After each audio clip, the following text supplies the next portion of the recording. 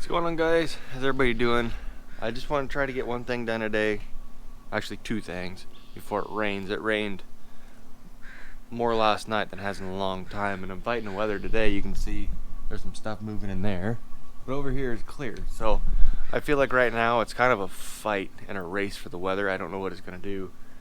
So I want to get my oil changed in this and talk to you guys about that, because there's some things with that I think are going to be pretty interesting. But first, you may or may not know the AirDog. Okay. Oh, where is it? There it is. I got to change the filters in that thing. I've probably gone too long. And I was doing some research on this. Okay, so correct me if I'm wrong, please. But I did some research and I found some Napa numbers, right? And there's nothing wrong with Napa filters because they're wicks. When I was doing the research on these filters, I found that the water separator is a 3616. Okay. But you get online and you start looking at what people are telling you for the filter itself. Okay. And the AirDog cross, and it's funny, in the Napa computers it's a cross for the 165 4G pump, is a 3626, I believe. Yeah, it's a 3626. Now, this is where I need your guys' help, because I'm either a little confused or I'm overthinking this. So a 3626 is a 2 micron fuel filter. At 2 microns, they advertise a flow rate at 60 gallons an hour. Okay. So there's nothing wrong with that. 60 gallons an hour, that's 1 gallon a minute. If you're burning a gallon a minute, you've got, I'm not going to say issues, but you're burning a lot of fuel. But these pumps are rated at 165, right? There's also another option that people talk about, and they run it more in the winter for gelling in cold climates, and that is a 3673 is your other option that people are talking about, and that is a 10 micron filter.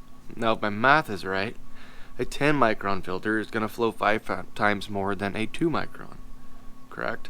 So that would put it at 300 gallons an hour. I don't think it flows that. I really don't. But regardless, it'll flow more, filter less. Well, what we kept doing some research on it, and we found that the 3420, and I'm going to run the 3420 from now on, because in my mind it seems like a good median. That's a 6 micron filter. I didn't quite catch the flow on it, but it should flow more than 2 micron, that's for sure. So I just wanted to kind of go through that, and correct me if I'm wrong on those numbers, because I'm obviously not a professional on this, and I don't know, kind of nerding out about this stuff, but I want to get that changed. So we're gonna start that. Put all our crap down here.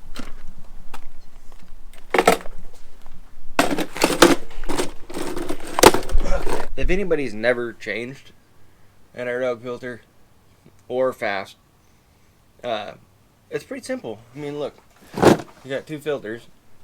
You screw them off. Screw new ones on. The good thing about these trucks is they're self-bleeding.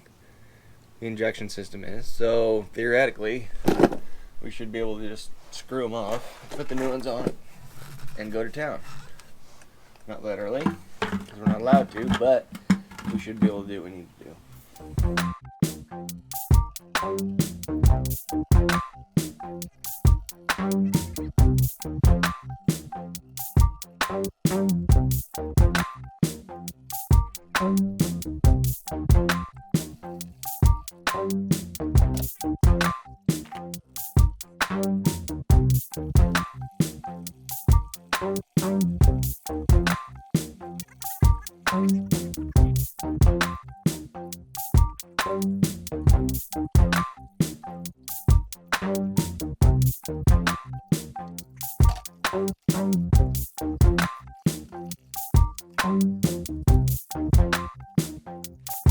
So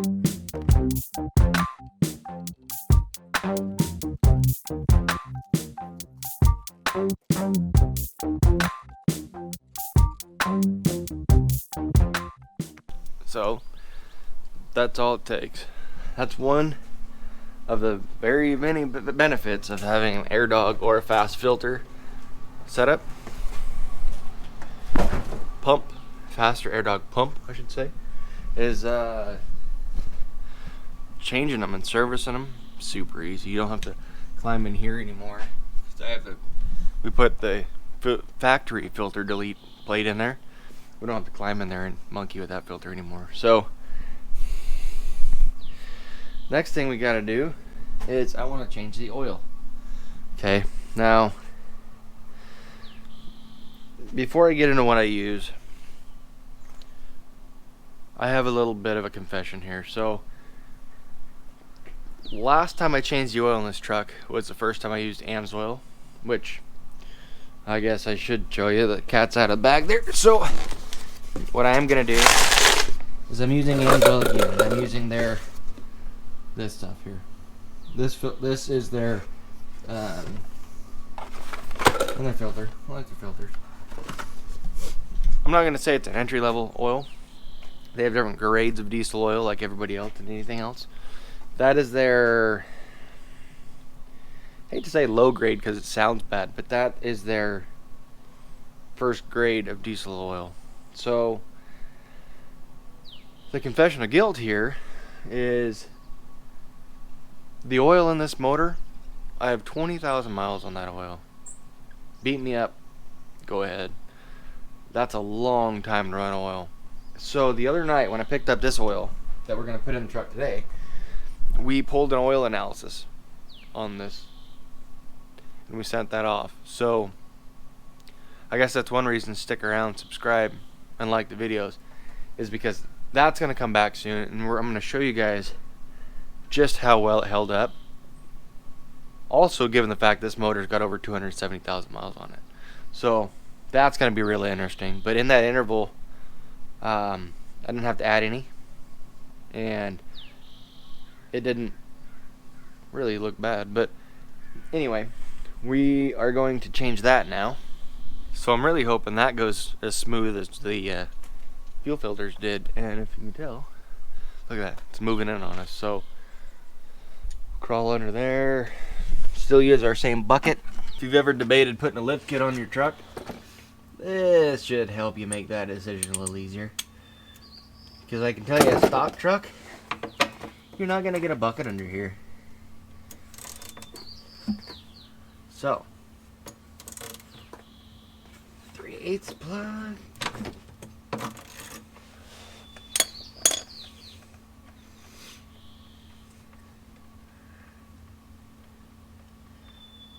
I'm actually really looking forward to having that oil analysis come back, because I've never had one done. And I'm really curious on how this oil actually held up to, what did I say, 20,000 miles? Yeah, we had 20,000 miles on this oil.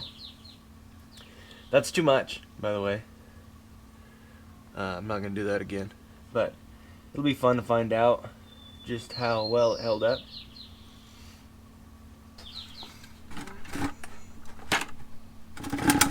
Oh, it just doesn't fit. Guess we're going to have to go bigger.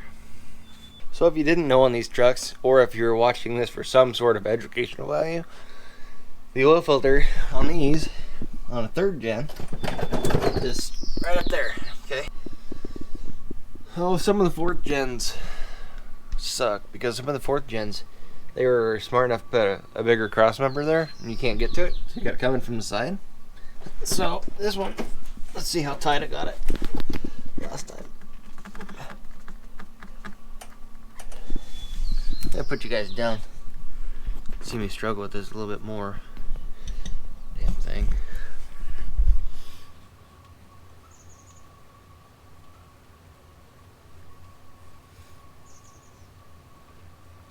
Okay.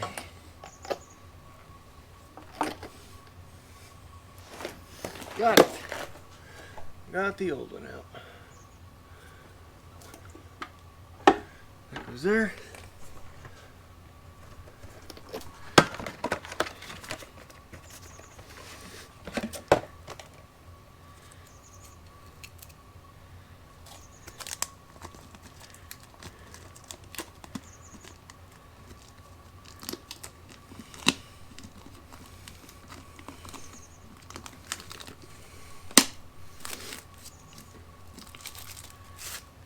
Nice new filter. If you're curious, don't get your hands on one of those if you want. Take some old oil and make sure you lube the O-ring here, or you will hate yourself next time.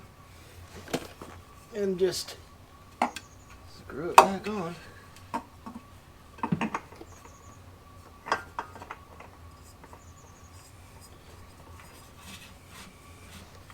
Hand tight. Don't go crazy tightening these things with a wrench, because you don't need to. Just hand tight. Get them as tight as you can with your hand, and that'll be good enough. So now we're gonna fill it up with 3 gallons for the Cummins, and we're gonna be good to go.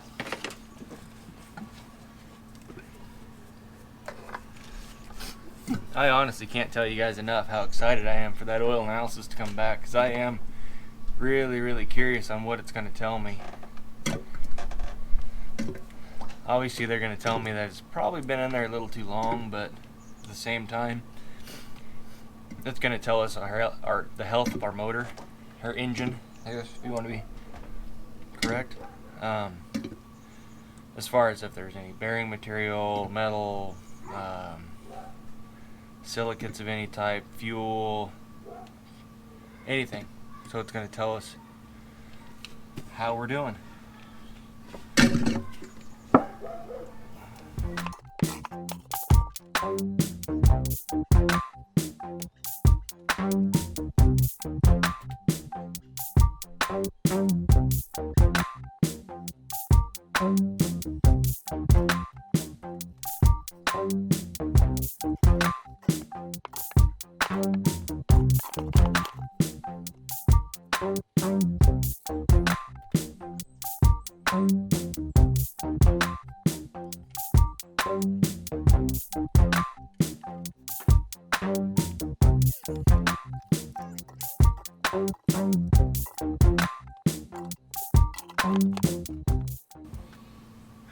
You know, a side note while I'm waiting for this to drain, if AirDog sees this, his hat's getting pretty wore out. I'd like to change it up a little bit. Kind of the reason I don't wear hats is they go to shit so quick. It's dirty.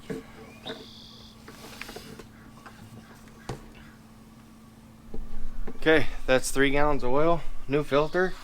Wipe this thing down while we're in here. This thing's been pretty sweet. If you haven't seen that, let's wipe that down real quick. Hang on, I need to get my spray. Alright, so while we're in here, and before we forget to put our oil cap on, genius. Oh boy. Okay. Let's not forget that. Don't forget that step right there. That's important. Okay, over here. Might as well spray this down.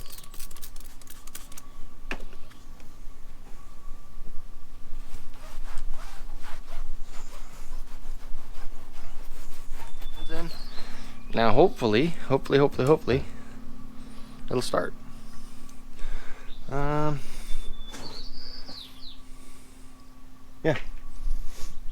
Let's see.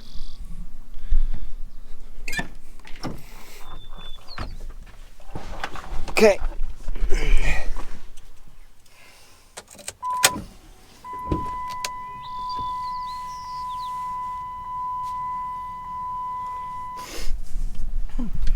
So bear in mind, when we're starting this,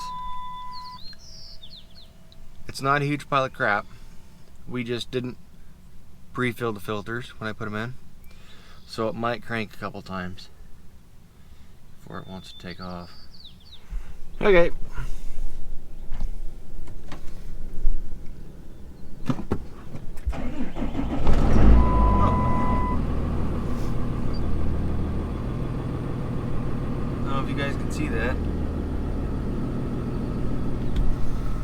we're looking good. Oil pressure, fuel pressure, obviously, it's running. So, if you're looking for things to do while you're locked in your house, change your oil. And if you're also looking for things to do after you watch this video, subscribe. I know there's a lot of you guys that watch these videos are not subscribed. Humor me. Let's grow here. Hit the subscribe button, like the videos, leave a comment, let me know what you think about all this. Good or bad, I don't care. I'll take it. So, I will let you guys know as soon as I get the oil analysis results back. We're going to get into that. I'm going to show you guys what it says and how it came out. And then we're just going to keep plugging along because we have a lot of work to do coming up on not only this truck, but Don's truck. And you never know what else is going to pop up. So, thank you guys for watching, and we'll see you on the next one.